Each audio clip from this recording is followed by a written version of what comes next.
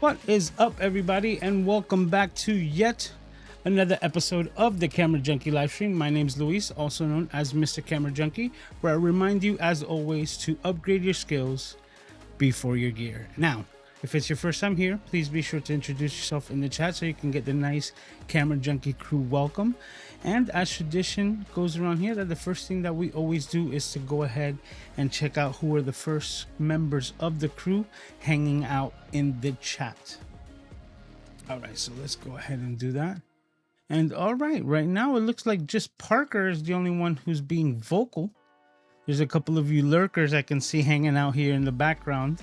So what's up, Parker? How are you? And I guess that's it for the chat at the moment, but we'll just let everyone trickle in. And we march on. So let's go ahead and continue. Now, what is today's subject at hand? The hate. The hate. Do you have any hate? Like, all I've been seeing is negativity upon negativity on Sony's new camera release, the Sony FX2. Now, I spoke about this a couple of weeks ago, right? And I named the live stream the FX2 rant. And it was just kind of a play on how things were projected to be, right? Like, and one of the biggest, I guess, the biggest negatives that I thought that was going to exist was going to be the price. The reason why I say this is because the rumors actually had this camera being released or announced at $3,500. So now, for those of us in the know, the FX3 has been a champion camera that a lot of people have been trying to get their hands on for a long time. So the FX2 being roughly the same price and lacking some of the features was definitely rubbing people the wrong way. What's up, Logan? How you doing, brother? And let me put his comment up there because we're going to be speaking about it. It says, I like the FX2, just think the price is a little out of whack. My only gripe. Well, I actually think that it's priced pretty correctly. Now, I just released a video for my new Rig Junkie mod for the Sony A7C Mark II, and that's where I was playing on because there's a lot of features that are very similar to it, and with adding, you know, just a couple of modifications, like I have this little Iceman cooler. Let me just pull it out. For this little kit here where I actually put, you know, like you know, how you say, active cooling to the system. And this thing, it runs like a cinema camera because it has all day battery life, and with that fan it never, and I mean never, overheats. With all the heat that I have here in South Florida, I ran it outside indefinitely and it just runs. Like, as long as it has media, it's gonna be recording. So I know the capability of this, but the biggest thing is that I actually think that that's priced correctly, seeming that this camera that has a lot of the similarities minus that active cooling, you know, fan and everything, is running for, I believe, $2,400. Right? So let me just not put my foot in my mouth, and I'm gonna be Googling some stuff here today just to make sure that I'm not speaking out of line, right? So A7C2 price right now, and I know that they've gone down, no, $2,200. Okay, so now you're saying that for an extra $300, $400, in this case is five, right? Yep, for 27, an extra $500, you're gonna get the built-in fan and all of the added like cinema features to a similar camera in the same form factor. So if you're someone who's trying to be more video centric, right, and you don't have yourself an A7C Mark II, then that's right up that same alley. And to me, it's less expensive than the FX3, which Sony, in all honesty, can't keep on the shelves because as soon as they put them out, they're always on back order. So everybody wants that camera. But even if so, like, if the price doesn't work for you, I feel the fact that, you know, then the camera is not right for you. but it's just another option for somebody else. Because for instance, if I was saving up for a Sony FX3 and really wanted to get into the full frame instead of the FX30, and wanted to step up that, you know, like type of quality, the sharpness that you're getting out of this 33 megapixel sensor compared to the 12 megapixel sensor of the FX3 is substantial. So it depends on how you want to have it play, because we're going to touch a little bit on what I'm going to break down the megapixel myth, right? Like everyone's upset, and you, Logan, that hang out in the CFA, you know, community with Brandon and Jarrell, they sparked this in my mind when they were talking about the upcoming FX3 Mark II. Because if we're talking about the FX3 Mark II, what sensor would they be putting on there? And Jarrell and Brandon said, oh, you're not going to give me the same 33 megapixel sensor, right? Because like all hell's going to break loose. Well, that's where I really think they're even overshooting it, because if we go by logic, I don't think you're going to be seeing the same sensor on a predecessor for the FX3. We're going to be seeing something completely different. And this is just my opinion, but we'll touch into it. Let's see what he says here. He says, let's go back to Ecamm. Hold on. I'm losing all my stuff. All right, here we go. Let me see what. There we go. I think this should be priced around $2,400, $2,499. These are 2021 specs regarding the A7 IV at MSRP and pretty long in the tooth. Well, that's the whole thing. Right now, you know, we could also say, is Sony trying to make this camera tariff proof, right? If some of those prices change, would they be dropping it or seeing it on sale for the same $2,400? I think it's something that you can see easily, and then that kind of makes it what we call like that no-brainer category, right? He says, I don't think it's wildly overpriced, just a few $100s. That makes sense, which I could say, you know, it could be, but they could also be safeguarding themselves in that aspect, because you don't, you know, it's always easier to give a discount than to then create a price hike, right? Because if we see any camera, and, you know, speaking of tariffs, as soon as those hit, some of these camera prices change, especially like from the DJI brand. And now, if I'm correct, I don't think you could even get your hands on the Pocket 3. So the Osmo, yeah, the Osmo Pocket 3. So that's just another thing, because they're saying like they're just almost not even shipping them until they get that all sorted out, because it more than doubled the price just like overnight. So now I think Sony is, they might, you know, they might not be your favorite camera company, but I guarantee you one thing, they are an extremely smart business. And as a business, Sony, I think, knows more of what they're doing. And we're seeing a lot of, you know, fellow content creators out here making videos about like, oh, now I got to switch to Lumix because Sony did this. It's just, I think it's outrage. And I just can't wait for all the Sony FX2s that are going to be rolling around NAB next year, because they're going to be available. It's going to be less than the FX3, and you're going to get about 95 to 98% of what you want out of that camera, which could be just what you need. So what makes the FX3 so good in comparative to the FX2 or any of these other cameras using this 33 megapixel sensor? He also said, I think is sitting on a pile of A7. I think Sony is sitting on a pile of A7 IV sensors and needs to get rid of them before the A7 V catches everyone's attention. Randy's also here saying, hello everyone.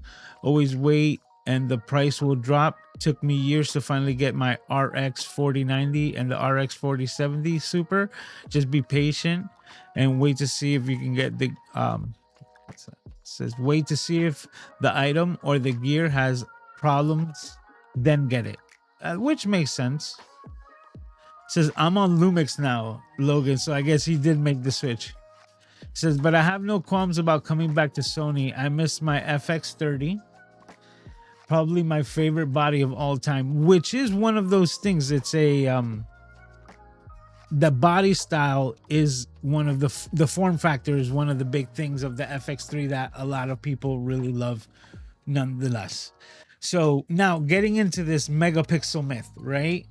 This is what most people don't really understand, and how you have to kind of overshoot specs before you could actually give that type of technology to the masses. So for example, if you were to do some research, which I do, we're gonna nerd out a bit here, we're gonna lean into it. The minimum amount of megapixels that you would need on a sensor to acquire a 4K image is 8.3 megapixels. That's 8.3 million little pixels that are capturing the image or the color of the light. So photo sites that can retrieve and understand that image. So that's all that you need to get a 4K image.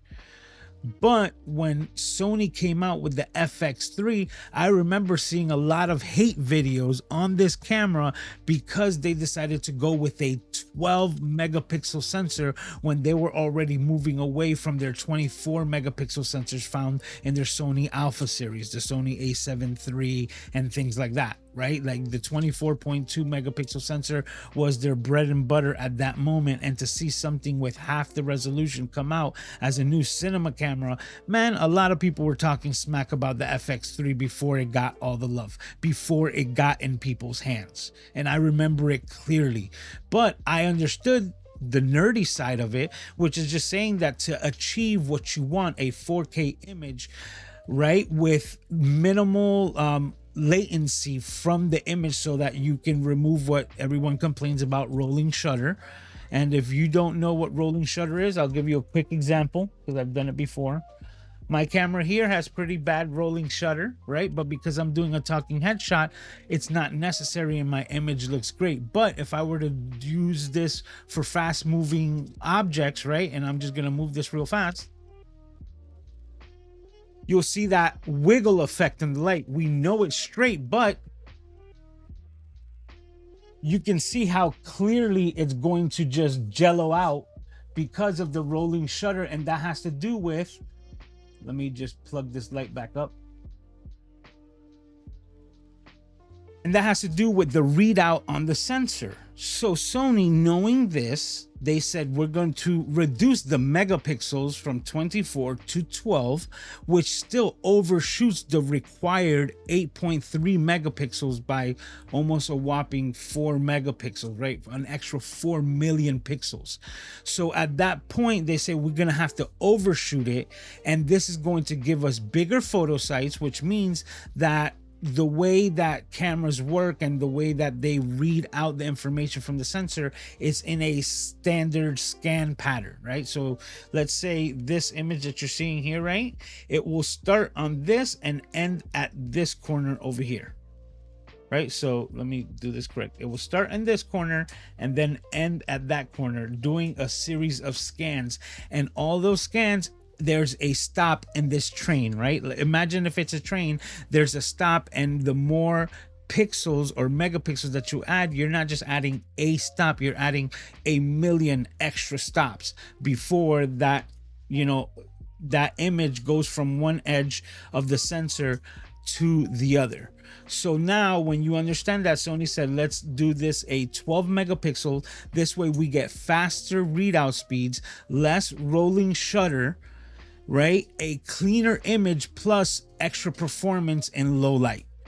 Let's do this. And people stanked all over the 12 megapixels. And now, like I said, Sony can't even keep this camera on the shelves because everyone loves using it, from the form factor to the low light capability, the high, like the quality of the image, everything. You know, they even had to replace the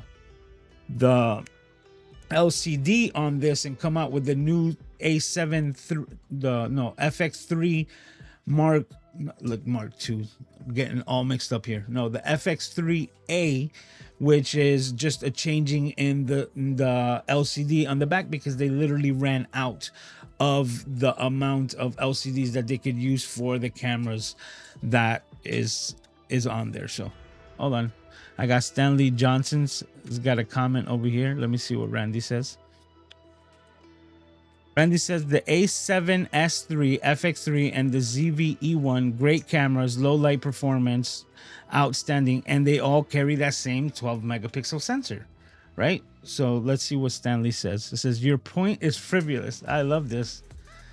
It says, everyone understands the technical specs and resolution of rolling shutter. You're saying absolutely nothing. The competition had 4K 60 with no crop in 2020.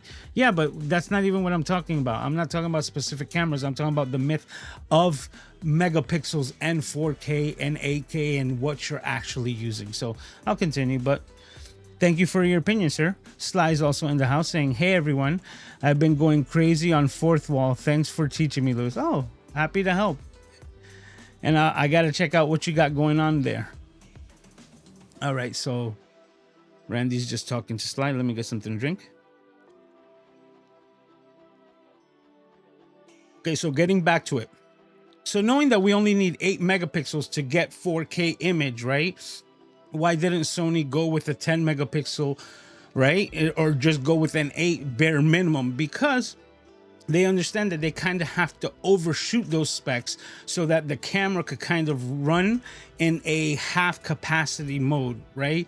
And having that half capacity prolongs battery life, prevents overheating, including with the built-in fan and everything that the FX3 actually has. So now, if we want to get a 6K image out of this, what type of sensor are we gonna need, right? The bare minimum for a 6K image is 18 megapixels. So that means that when they wanted to get that 6K oversampling for all of the videos is when Sony was utilizing their 24 megapixel sensor, the 24.2, and having all that extra resolution allowed them to get a adequate output and fast enough off of the sensor that they can actually provide that image. So why would you, like, you see every time you kind of have to overshoot it by some substantial amount so that you have like wiggle room, right? So that the camera itself or the sensor could breathe without maxing it out. Because if you're trying to max anything out, the longevity of this item is going to go down the shitter. So that's why we saw that they were using still 4K output, but doing a downsample from the 6K image that is available at 18 megapixels, even though they were running a 24 megapixel sensor in those cameras. They're still not giving you the max limits to it. And now if you wanted to get 8K image, right? Like if you wanted to get a camera that had 8K, like the old Canon R series, right? When that was the first thing, they were running or better said, the minimum amount of megapixels that you need for an 8K image is 33 megapixels, 33.2. So now 33.2 megapixels, is the minimum allowed for an 8K image. And if you're there at the brink, you know, like redlining it, you're not going to be getting a stable 8K image. So the cameras that do provide it tend to be in the 40 something, 42, 45 megapixel range, because they have megapixels to spare to be able to, if necessary, crop in a little bit for stabilization and a variety of different things, but mostly to give the sensor enough time to be able to offload all of that data, because you're talking about 4K 60 frames a second is a tall task.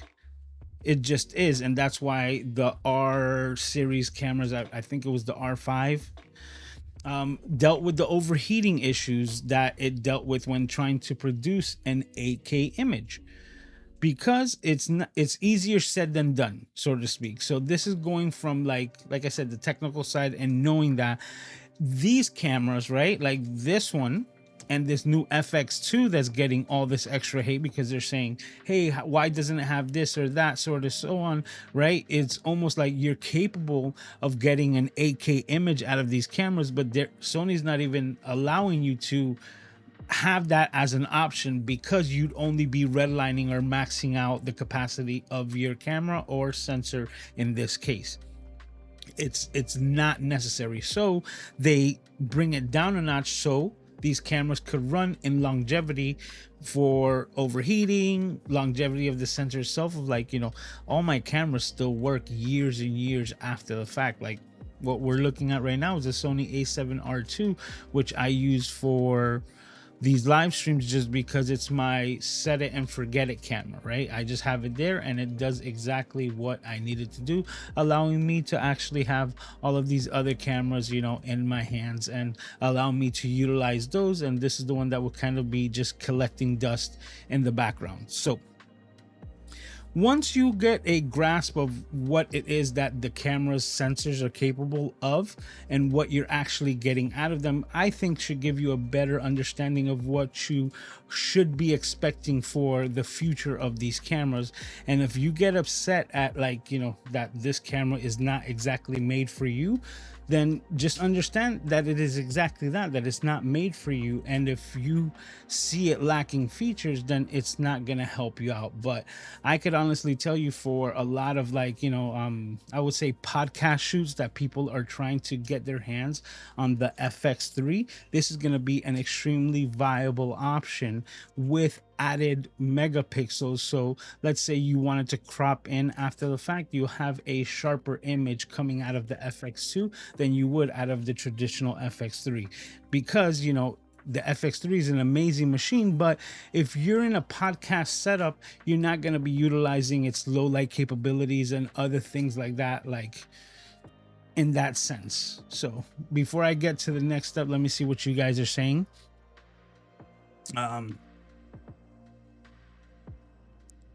Fly saying she's having a lot of fun with Fourth Wall. Stanley says the camera has no customer base. It's the same sensor as the A7C2 and the A7 IV, which is near $1,000 cheaper. The A7C2, I'm not sure which camera you're talking about, because it's not $1,000 cheaper than the FX2, maybe the FX3. But like you say, you're talking about two completely different cameras, because both the A7C2 and the A7 IV are photography based cameras, right? That's their market. And even though they have the hybrid capability, which they can do both, they are towards the photography market. And that's where I think this camera is not. This is more for content creators. And another thing that most people don't know is that I think this is going to be a camera that's going to sell very, very well to schools, like to government contracts, where they're going to be outfitting all of the students with the same cameras. And in a lot of these film and photography schools, this camera could fit both for film and photography, right? So the same camera body can do both and has features for both, because it's going to have the shutter angle and all of the cinema-centric side into the software, and at a flick of a switch you're just going to get another basic A7C Mark II, and you're going to get it in the same camera body, which is just going to be super convenient. Now if you're selling to schools in bulk, this is where I say this camera is just going to sell like hotcakes, in my opinion, because it's a less expensive option. And with the deals that the discounts that schools get, that this is going to be something that they would be looking at as like to fill up their next studio in a variety of different options or locations, better said. So that's one of the things that Sony is looking at with this camera that I was able to read out in the background. So I find that very interesting. But if it's a camera that now students are using in schools, because I also heard that the students are not allowed to use their own cameras, even if they had something better, because they kind of need a base to keep all the students at the same. So a friend of mine, Tom Buck, also has a YouTube channel. Might have heard of him. He actually used to be a teacher in California, and he built out an entire studio, and he was one of the ones that would get those contracts. And back then he outfitted the entire thing with Canon cameras, the C200s, I believe, And that's exactly the type of market that Sony is looking at for these cameras, not just the general public. But now, if you're one of these if you're just a content creator that really doesn't know a lot about cinematography or film or video and things like that, then this is going to be a really like happy medium, because you're going to be able to get high quality video. And if you, like I said, if you're not shooting 4K 60, then what does the FX2 miss for you? Because it doesn't have a crop at 4K 30. It has a crop at 4K 60, but you have to ask yourself, and I guess I'm still speaking to Stanley, exactly what are you shooting? Because even me, like, I can have a much better camera, but if I'm only shooting 4K 30, like, then I have no limitations. So now if I'm going to be shooting a talking head, which I'm not going to be shooting, you know, fast-paced footage, because, and that's the other thing, like, how are you going to use this in post? Because 4K 60 is not, it's are you planning to do slow motion? Because that's why you'd be shooting 4K 60, in my opinion, so that you could have at least the flexibility to slow it down to, you know, 50% time and still get a proper output, whether you're, you know, your final render is either in 4K 30 or 4K 24.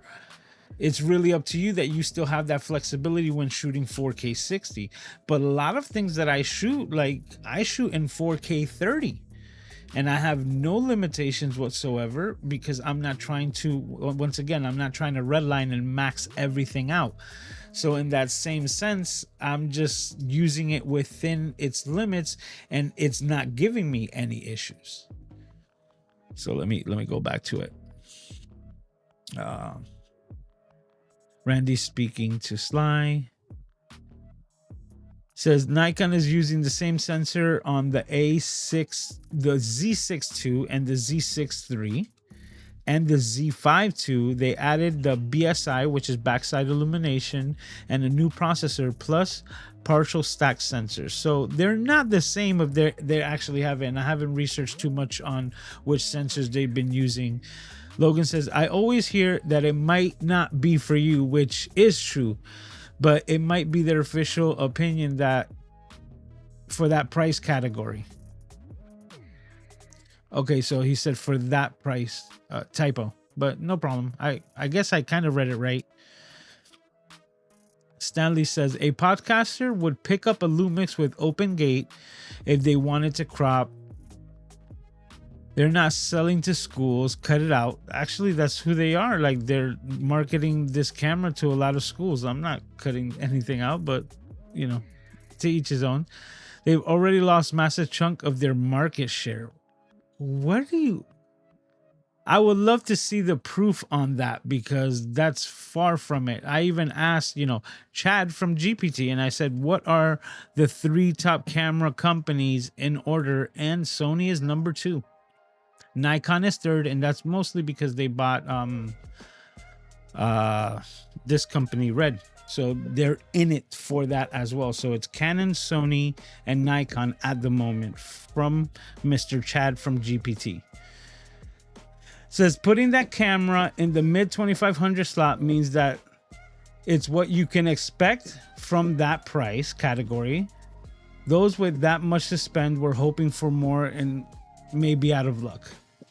It may be. Hey, what's up, David? How you doing, brother? Saying hello. Logan also says, only real issue is if you're enchanted with E-mount and on a strict budget. Well, that is something to play with it, because like Mr. Stanley is saying that, you know, people are moving to Lumix. I don't see that. And one of the main reasons that people are even, you know, doing is they do have good bodies. I have a friend of mine who bought a Lumix last year and she loves it, and I'm not taking anything away from the company, but it is lacking when it comes to glass. And I'm a guy that I understand is glass before ass. It is you know, optics are more important than the camera bodies, because those are going to change, but the quality image that you get from the glass is going to move with you from camera to camera. So I am a big fan of Zeiss, and you know, my favorite lens is my Zeiss 1.5 55 millimeter. It's just, I love every photo that I take out of it, and when I use it for video, I'm never disappointed. So that does have to play with it. But I also, you know, like Canon is like, I think is shooting themselves in the foot right now by not being able to have any third-party glass with autofocus. You could only get manual focus that will cover the entirety of the sensor, or APS-C, which I think is just, you know, kind of like that walled kingdom, so to speak. And when you do that, then you're limiting yourself, because you tend to spend more with the company that allows you to do more. That's just the way that I do it. Let's see. Oh, I'm loving this, Stanley. He says, cut it out. Most people are editing 8K 60 for content creation. Really? Because that's not true. It says, you're sounding desperate. Sony's aren't sending you an invite to test their new cameras. I'm loving this, Stanley, so keep it coming, brother. But yeah, that's absolutely, none of that what you said was true. So 8K 60 for content creation, I would love to see one example of that, because content creation as I know it is coming out of Opus clips. Content creation is coming out of this. Now, if you're talking about content creation, if you're doing a Netflix thing, right? But this isn't a Netflix approved camera, right? That we're talking about. So it depends on what your final results need to be and where you're going to be placing your content. But when we're talking about content creation, and we're talking about what we're doing right now, whether it's a live stream, YouTube video upload, content creation and clips and vertical content, because you were mentioning OpenGate. Come on, bro. Let's be real. You want to say cut it out? You cut it out. You show me one example and say, click to this video because this was, you know, this was given to the client at 8K 60 for content creation. Cap. That is so much shit. 8K 60. Oh, that's hilarious. Especially when I'm speaking with the content creators and I know what they're actually doing. Like upscaling isn't a thing. Man, please. David says, I already have what I need. Exactly. Like, this isn't. Sony has lost 8% of their previous market share from 2023. Oh. We're talking about 2023. That has nothing to do with this camera release. Like, it has and that had more to do with Canon's a release of 2024, right? Like how well they did last year with their releases. And this is the whole thing. I shoot all of these cameras. I'm more excited that a new camera is released because the camera that I want is just gonna reduce in price. That's just about it. But I already know that what I have in my hands is already overkill for what's necessary as far as content creation goes, even for deliverables. So that's what I would say. I would love to get that one example of a deliverable asked for 8K 60. That's content creation. Logan says, I work in higher education and medium filmmaking in college. The FX2 is absolutely perfect for use case. They will buy 20 of these without thinking. But no, not schools. Not schools. A lot of these schools are picking up. Absolutely. Oh, Black Magic cameras in bulk. I bet that's also another great option. He says, wake up, it's 2025. So what camera are you rocking? And what is it that you're using? Because like I'm all ears, Stanley. I really am. Says, learn the basics, get stellar image, and a price crazy competitive. Absolutely. Yeah, let's not even talk about like the machines that are necessary to edit 8K 60. not including the actual space of data that it takes. Like right now, I'm looking into getting my NAS because I have to bite the bullet. You understand, and trying to avoid it. But that's still, and this is just 4K imaging right now. Like I had a podcast that I did a couple of weeks ago, and when I went into the file to look at what was recorded, it was 50 gigs. 50 gigs, and that's at 4K on a 4K Zoom meeting. We all have choices and opinions. That's true. Very true. So check this out. I love this. Am I old? I am actually. I was diagnosed with old at a young age. It says go to any top YouTuber page. It says no one likes yours with 2,000 subscribers. 8K60 is being used by most YouTubers now. Your channel is garbage and you are too old to wake up. Check this out. I'm loving this. Tell me if somebody's triggered or not, right? Tell me that you're not triggered when you're not triggered. You know you're full of shit, Stanley, because nobody is shooting 8K60, brother. Content creation, please. Timeless Truth, great content. Appreciate you, Timeless Truths. Listen, I am so dumb.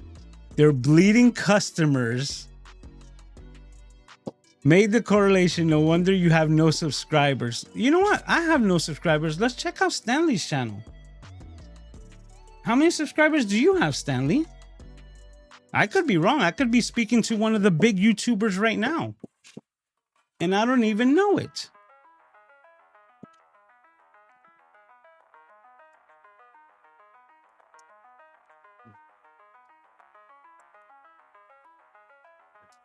No. What happened to my cursor?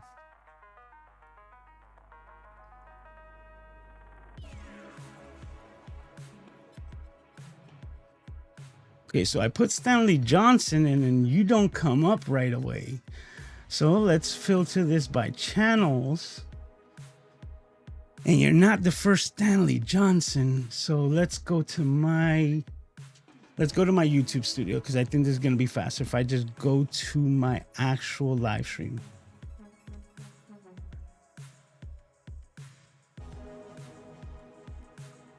So let's check this out.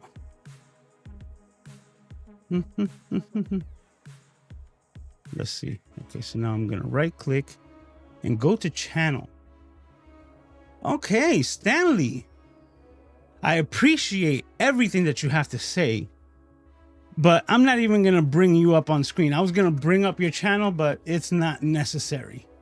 Anyone who's looking to figure out if I'm old and my channel is garbage, you can go ahead and just check out Mr. Stanley with his 13 subscribers and zero videos uploaded. So thank you for all of this great content, Stanley, because we're really demonstrating exactly who is dumb in this situation. Now, if you want to get triggered about, nobody agreeing with you because maybe you bought a Lumix and now you're regretting it, that's fine. But, eventually they'll come out with an adapter for Lumix so that they can use Sony glass, and maybe you'll have a better option then. But till right now, bro, just keep it coming, because this is all content gold at this aspect, because you're wrong, and that's why you're so upset. So I'll take my 2,200, subscribers compared to your 13, and I'll just continue to do my weekly live stream while you just go pout in a corner somewhere. Don't think that I'm gonna block you or anything. You're always more than welcome to come over here and spew whatever it is that you have on your mind, because you made my night, brother. The fact that you actually think that you know what you're talking about is silly. And yet I still don't have the example of your 8K60 deliverables, because I get paid to deliver content in 1080. Paid to deliver content in 1080. Think about that, brother. And let's see exactly who is and who isn't creating content. You know who's a funny content creator who doesn't shoot 8K 60?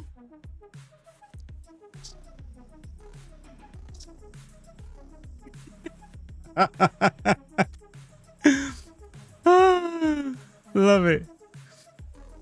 Logan says crop 4K 60 is annoying, but not an annoying deal breaker. Absolutely, and that's the whole thing. That's only if you need it.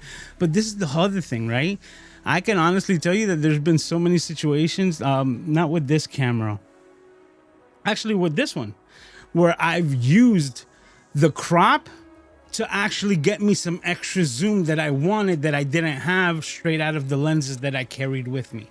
So it's just knowing about the limitations, right? Like if I needed to haul a bunch of lumber from you know, Home Depot over here because I was going to do some reconstruction, then I'm not going to take my little Scion Toyota hatchback, right? I'm either going to rent a truck or borrow my friend's because that's going to be the appropriate tool for that job.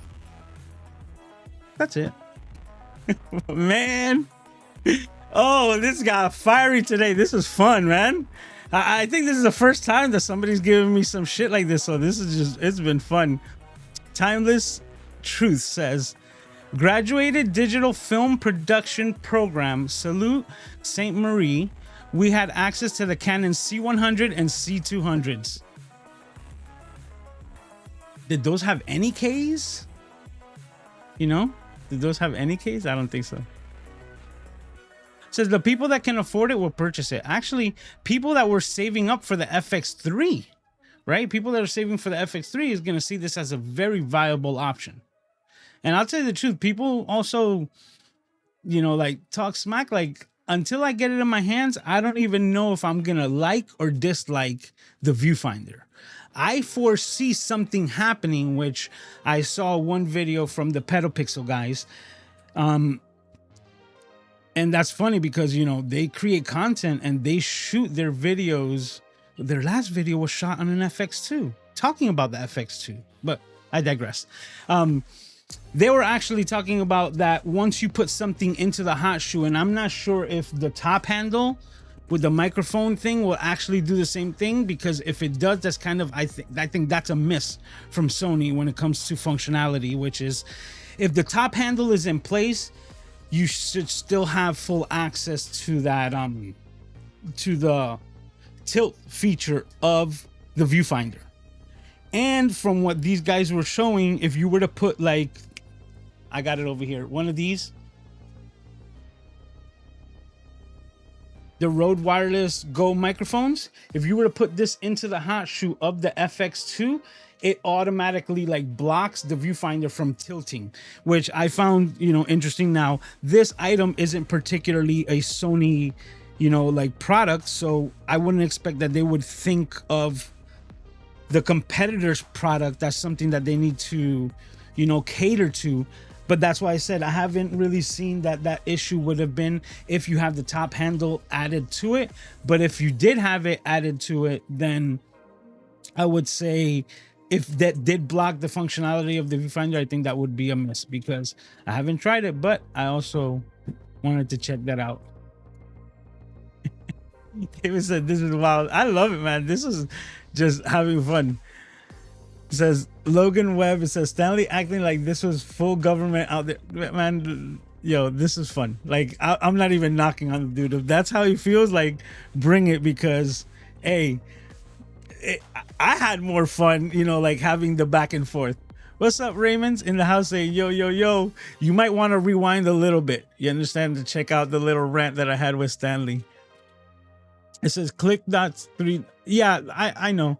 But the thing is that I usually just have the eCam, and that 3 dots is only on the YouTube side. So I had to go into my studio. It says Gold, you have 2,000 subs. You doing this for a living, or your room looks like you're living in a destitute life? Oh, no, I'm actually living a really good life, actually. So I appreciate that. Oh, and getting better. And getting much, much better. And guess what? I get paid for doing something that I love. and not complaining on YouTube over other people's channels that are actually way more successful than they are in the endeavor that they have. Yeah, that's why I'm Mr. Camera Junkie. Oh, I'm glad. Where did they come from? I don't know. I didn't look that much deep into him, but like I said, if hate is all that he has, hey, that says more about him, right? I don't have any hate for any other camera companies. I'm just stating out the fact that people who are hating on this camera should look in a mirror, right? And I'm telling you, like, there's a lot of content creators that are like friends of mine, right?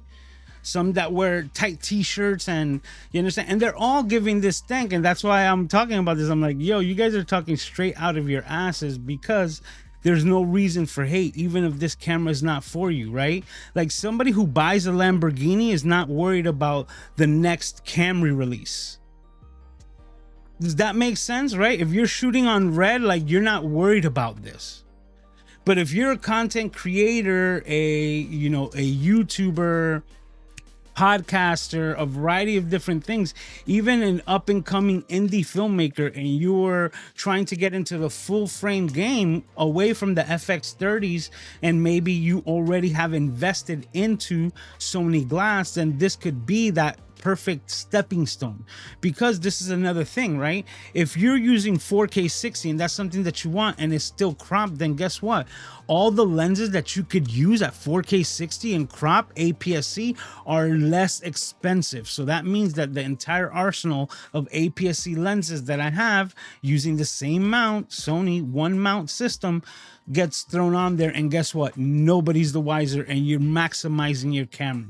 So it really does depend. Like, if you're an APS-C shooter, and you have a lot of APS-C glass, this could be the perfect camera for you. But once again, it just depends on your situation. And like I always say, upgrade your skills before your gear. Part of your skills is the knowledge of what it is that you're trying to get as your final results from the camera. So what is your final result, right? And like in my case, I have clients that say, hey, we only need 1080. That's it, 1080, and post it. Then guess what? All of this is overkill. But then I can still shoot in 4K 30, 4K 60. It's all up to me, but I get to choose. And if I'm, like I said, if I'm stepping up from APS-C and I'm already in the Sony system, then this is a perfect camera for me. And like I said, $1,000 less than the FX3. And guess what? If you're like me, I love viewfinders, right? That's one of the things that I prefer this little camera here, because it still has an amazing 2.4 million dot viewfinder. It's not the best, but it's there when I need it.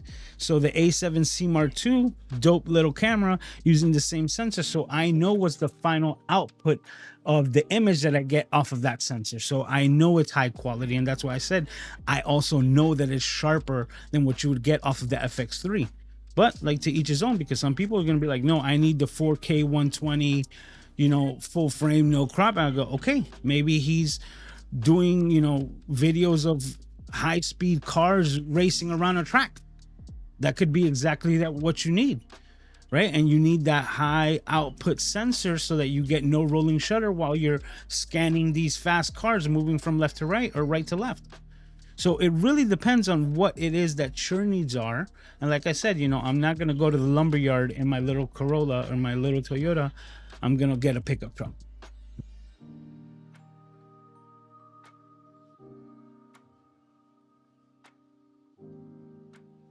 Thanks for coming to my back. Says, I still shoot 1080 24, and I do for a lot of things that I do.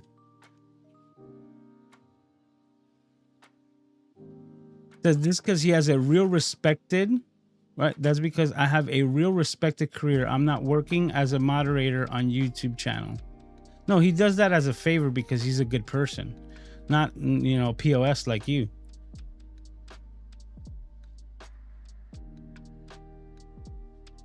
But check this out. You see, these are one of my fans coming out, and this is someone that this is his first time ever commenting, right? And he's telling me, Mr. Camera Junkie, tell Mr. Stanley that I'm from Abu Dhabi, Middle East, and I watch always. Listen to that. Always.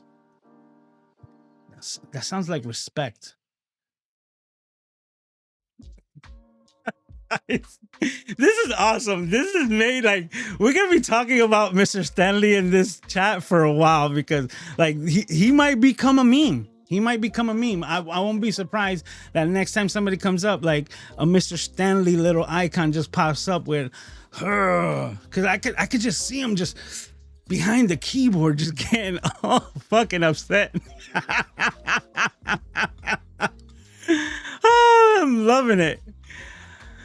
He goes, there should be a requirement to drop a demo reel before sending a negative comment. Like, hey, man, like, he's respecting in his career, whatever it is that he does, because nobody knows what he does. So he could be very respected. I take nothing away from that. But the thing is that at the end of the day, like in the movie Troy, I heard this the other day, but it was like the movie Troy, right? Where Brad Pitt was gonna face the big dude at the beginning of the movie, and the kid hands him the shield, and he's like, I wouldn't want to face that big guy. I wouldn't want to fight him. And Brad Pitt turns to him and says, and that's why no one will remember your name. And that's the difference here, brother. I'm actually doing something that people will remember my name. I'm actually putting it out on display. And you're here. I wish you the best, Mr. Stanley. That's all I'm going to say. I'm going to leave it there. Is there any video, or maybe you have one? I just got one from Sony ZV-1F and I have no camera experience. And is there a video for camera settings? Just tutorial how to use the camera. If you're saying on my webpage, there's a couple, but most of like my demonstrations come out of live streams like this, when people ask me these questions in real time, and I just answer them on the spot, because it's the fastest way to actually answer the questions. So I appreciate it, but to kind of answer, says that you saw my video on the Sony ZV-1F. It says that you have no camera experience. Is there a video for settings, just a tutorial how to use the camera? Now, the ZV-1F is actually a pretty easy camera to use, but there are a couple of things that could just get you hung up, which is the changing the modes on the top. It has 3 modes, which is photography, video, and SNQ, and the SNQ comes right after the video, which is also video. But the thing is that this mode button is right next to the power button. So a lot of times when you're turning on or off the camera, you could accidentally hit the mode right with it and switch it from video to SNQ.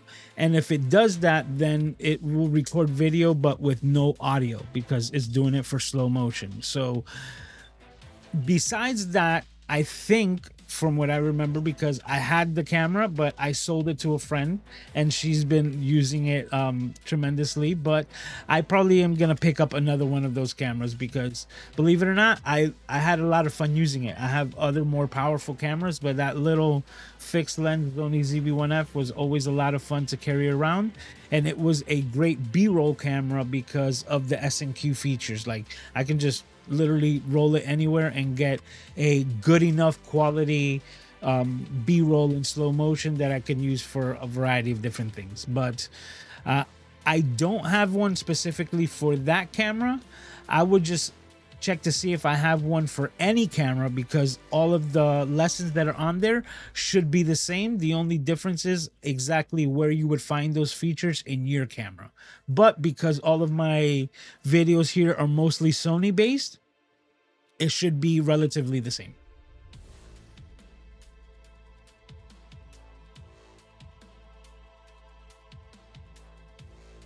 Hey mods, I see Randy just responding to Mr. Stanley, but don't worry, like I have the best mods. Like, are you kidding? Like, if you got a wrench, you're goated up in here. So there's no way So don't worry about that. If you guys see that I'm not getting flustered, I hope that that just conveys, because guys, you guys don't have anything to worry about. David's got a question over here. Says there's a lot on the FX2 that I like. I have the A7C2. Would recommend the upgrade? No, I would recommend my cage setup that I have for this, which fixes everything and makes it a full cinema camera. But that's if you want to get into it, because with the new update of the firmware 2.0 on the A7C Mark II, this thing has a lot of the features that the FX2 has, and you don't have to spend an extra something. Like, honestly, you'd be looking at basically like a couple $100, and I mean everything, because even the active cooling fan and everything on here, you can rig this out to be the ultimate, you know, cinematic camera in this aspect. And this A7C Mark II will do everything that you want. Plus, it's gonna look good too. If you haven't seen the pictures, like, it's got style points. See, just like Randy says, the fan on the FX2, if that matters, but that's the whole thing. He already has this camera. If he was deciding between the two, like I'm saying, like, oh, I have like $2,000 and I'm just saving up, right, to the next camera. Should I get this one at 2,200 or should I get the FX2? I would say get the FX2 for this, for all the features that it has, right? Because it's going to do a lot of the same features that the A7C Mark II does now for photography, if you wanted that. So now let's rewind the clock a little bit, right? Because I remember when the FX3 came out and the Sony A7S3 came out, that they came out with the same sensor, and what were people complaining about? 12 megapixels? Can I take photos with that? Oh my God, photography, I can't do it. And Mr. Sidney Dionson actually made a video of how good enough quality, right, the 12 megapixel sensors are, and are used for photography. And I remember this from back in the day using the Canon, you know, 12 megapixel digital cameras, you know, just for photography, nothing video. These are the, oh my God, I forgot the Canon, forgot the branding on Canon right now. I'm running such a brain fart. But the Canon digital cameras, just to get back on track, I remember when I had them and I used it was the D5, 12 megapixel or 13 megapixel full frame digital camera. Loved it. Was amazing. Photos only, and deliverables, never had a problem, right? Yeah, prints, everything. Just, you could even stretch them out to billboards. Never had a problem. So when you know that anything past 12, 13 megapixels is overkill, pretty much, and it's just if you want to reframe or do some recropping afterwards, then that's the thing that you'd be looking at. But besides that, all of these cameras are adequate enough, and years after the fact, people are still using the A7S3 for photography, not only videography. So with that being said, I actually think that that's exactly what we're going to be seeing with these cameras, the FX2 and all of these that carry around the same sensor. They're definitely good enough. David said, did I see correctly? Are you using an A7R2 right now? It looks fire. Yeah, that's exactly, like, you see the little note right there? That's my old camera. My old camera actually is it. I just got a message from Paul and I was trying to read it, and so let me focus. So yeah, this is my old photography camera that I would use all the time, but now because I've been using that a lot less and it would just be sitting there gaining dust, I made it as a permanent part of my setup. So, right? And that's the one that sits here with the cage and the teleprompter and all of that, like, thrown in there, and that just never gets disconnected. And honestly, I never even turn it off. So it's on 24 hours even though I'm not using it. So I'll shut down eCam and all those things and like turn it off and turn the teleprompter and all my monitors off, but the camera actually is still on, and when I boot everything right back up, it's there ready to go, and it just doesn't give a problem. So instead of taking, you know, and making it a hassle for me to just connect, disconnect, reconnect, and all these other cameras. I just use that. And you can see right here, we're using an iPhone just hung overhead to give you that angle, right? And then we can move here. Oh, that's that one showing that. Going through all the PTZs, the top down, and then the side view, bam, right? On the PTZ and the moving of the cameras. And go back to my A shot, and this is of course my A7R2, which is an old, oh, and guess what, I'm using this in crop mode. Whoa, check that out, using this in crop mode, because to get 4K out of the A7R2, I'm drying up here, let me get a sip.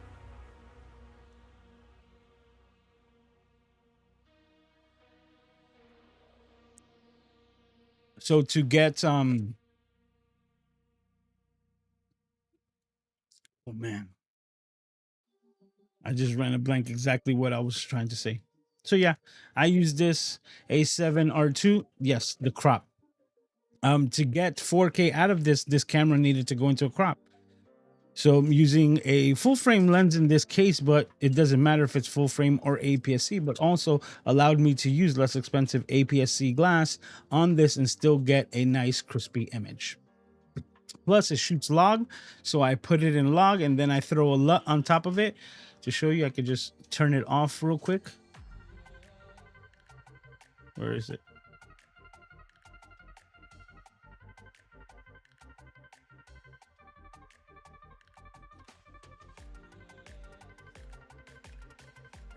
Oh, that's the wrong camera. Hold on. I'm trying to change the stuff on a different camera. There we go. So log footage and with the LUT. Log and LUT. Bam. To make it easy.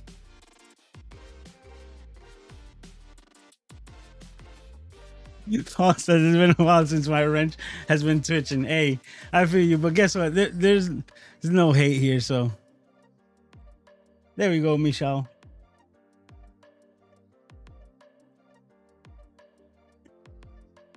They're going at him. Says, I'm going to have to burn some sage, says Paul. Oh, this is lovely. Hey, Gretchen, she made it. Says, hi, MCJ crew. Got home from a long road trip. Have to catch the replay. Oh, yes, you do, Gretchen, because I can't wait to hear your thoughts on what happened tonight. We're definitely on to the hour. Awesome. All right, so let's see what we got.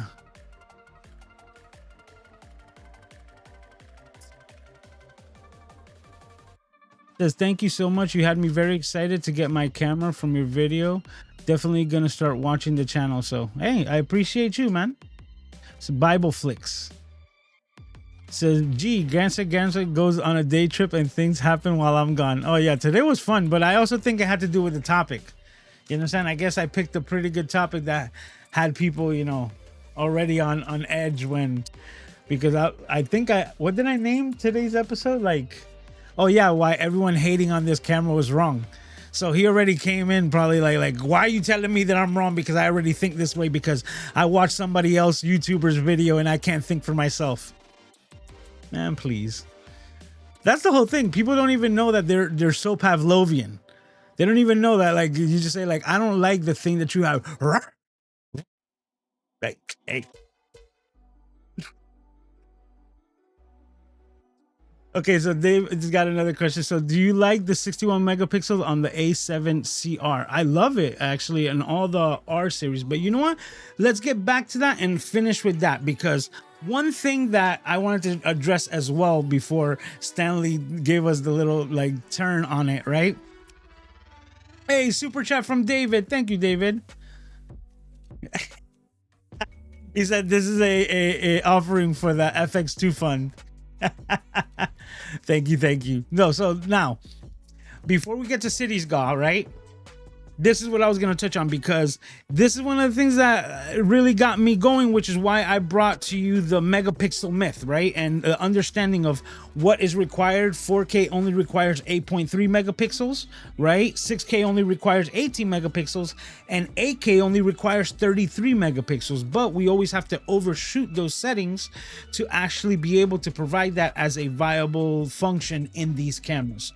So now, knowing this, right, the subject that came out was the FX3 Mark II and what is Sony gonna come out with, right? One of the things that I think Sony has been touching on, and I think might come into play and would be a really good game changer on the FX3 Mark II, hypothetically, what we could, you know, this is just kind of like my wish list, right? Or what I would speculate with the information that we have at hand right now, which is if the FX3 has a 12 megapixel sensor, and people talk shit about it when it came out, and yet the final output was what people ended up loving, so the camera was a total success. What Brandon and Jarrell said on their live stream was the fact that if the new FX3 Mark II were to have this same sensor, the 33 megapixel one that's on the A7 IV, that's on the A7C Mark II, that's on this new FX2, this 33 megapixel sensor, that they would be disappointed, right? They like why isn't there a new technology or something like that, yada yada yada. And that's where the conversation led to. And it just got me thinking, I'm like, I don't even think it's gonna be that high of a megapixel. I actually think that if we're progressing in that manner, the next step for the FX3 Mark II would be something in the range of a 24 megapixel, right? Because the next step would not be 8K, it would be 6K with a lot of these similar features, right? Let's say we get 6K 60 with no crop. Let's say we get 6K 120 with no crop.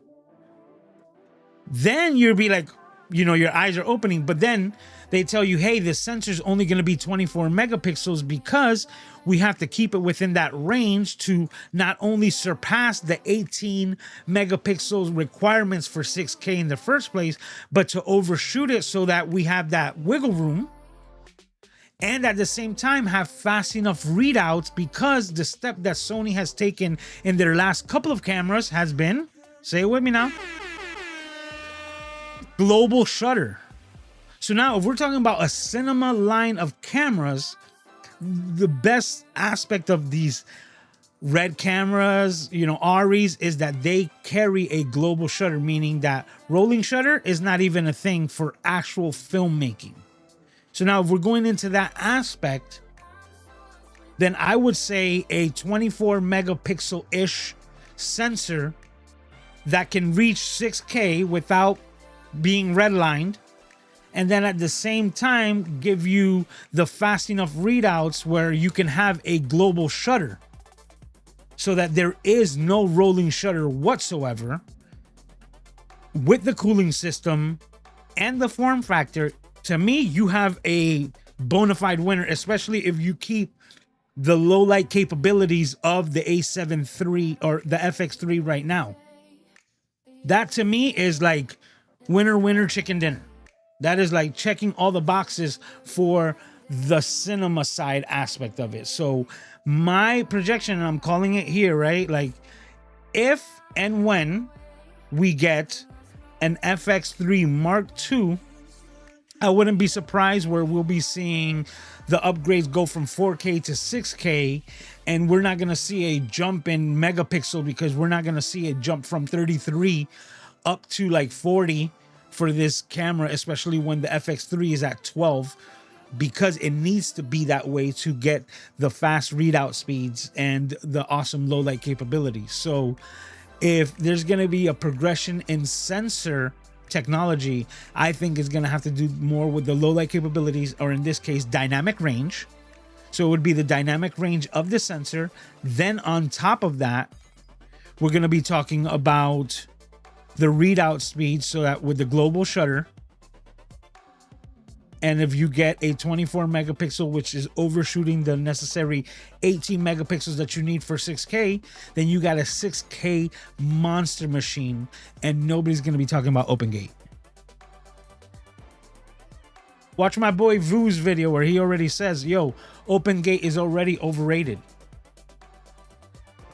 But he doesn't create content unless it's 6K or 8K 60, because that's, we all know, we were taught today that if you're not shooting 8K 60, you know, are you really a content creator? You said it best, Gretchen. You said it best. Says, I love my A7C Mark II. The 33 megapixels is fire. Absolutely. I got to tell you, David, I got my hands on this camera and it has quickly become like my most hands-on camera. Like I have it in my hands and I'm using it to shoot other videos. You understand? Like to shoot BTS and everything like that, because it's just been so much fun. And I built an entire rig for it to cater to the limitations of cameras that I think will make them not cinema-like, right? So what are the things that I would address on a camera? Well, if it overheats, it can overheat.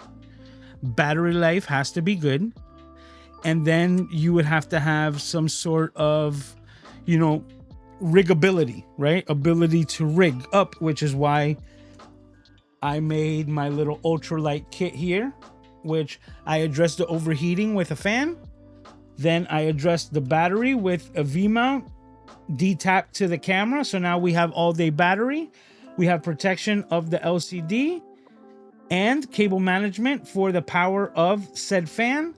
Then you have multiple mounting points all around, and I've rigged this thing up 3 ways from Tuesday, and I even came up with my crab mode where I put 2 handles on the sides to just shoot vertical video. Absolutely love it. Made a video about it, released it earlier this week. So if you want to go ahead and check it out, that's available right here on the channel just the same. But enough about that. Now let's get to one of the things that we do here every single week when we do it. Let me go ahead and set it up. That's not the right one. That's also not the right one. This is the right one. There we go.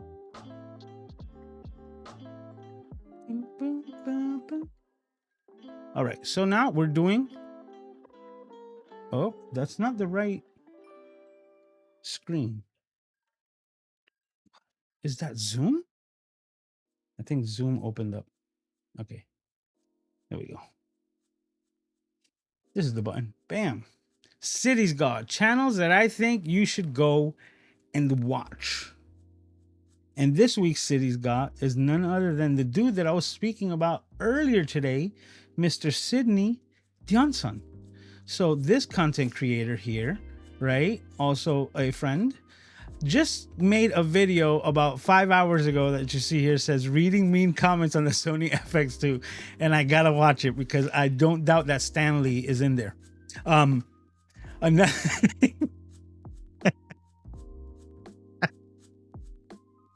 another thing is that he's an also amazing content creator. He shoots Sony in a variety of different things. And he's this week's Cities God, channels that I think you should go and watch. He's also got a video on the FX2 that he released 3 days ago.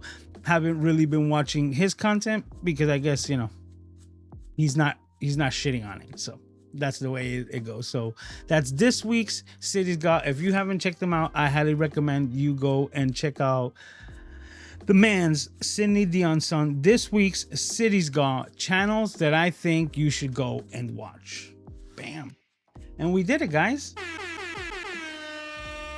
We have successfully completed episode 235. And if you don't know what that means, that's 235 consecutive weeks of the Camera Junkie live stream, week in, week out, every Saturday without skipping a beat. And that's been over 4 years. So if you haven't gotten the idea, just mark it on your calendar. Better yet, you know what? Make sure you hit the like, subscribe so that you don't miss the next notification of the Camera Junkie live stream, but you can mark it down on your calendar. It's going to be happening 10 p.m. Eastern Standard Time next Saturday without skipping a beat. We'll already be into the month of June, so happy end of May. This is the last day of May. It was a birthday month, a crazy month, and a lot of things coming out. June's also going to be hectic for me just the same way. But as always, guys, I appreciate you for hanging out here with me and making this my favorite place to be every single week. You guys truly do rock, and the Camera Junkie Crew is the reason why this is my favorite place to hang out. So I can't thank you all enough. As always, we're going to be doing it again next week. I don't know what we're talking about, but we'll get into it. Hopefully Stanley comes around again and shares his insight with a little less animosity. But if you haven't done so already, like Mr. David said, hit the like button. It is free. It's highly appreciated. Subscriptions are also free, so make sure you do that as well. And yeah, and we did it, guys. This was so much fun. Like I gotta, at the end of the day, I gotta thank Mr. Stanley because he put a huge smile on my face. I just hope that he has a good night and that he's able to sleep, because nobody should be losing sleep over this. So it's all good in the hood. And thank you, David, saying happy birthday to me. I appreciate it. So everyone, as always, take care of yourselves and each other. And I can't wait to see all of all of your smiling and beautiful faces next week right here on the Mr. Camera Junkie YouTube channel, while we do it all over again. So until then, talk to you.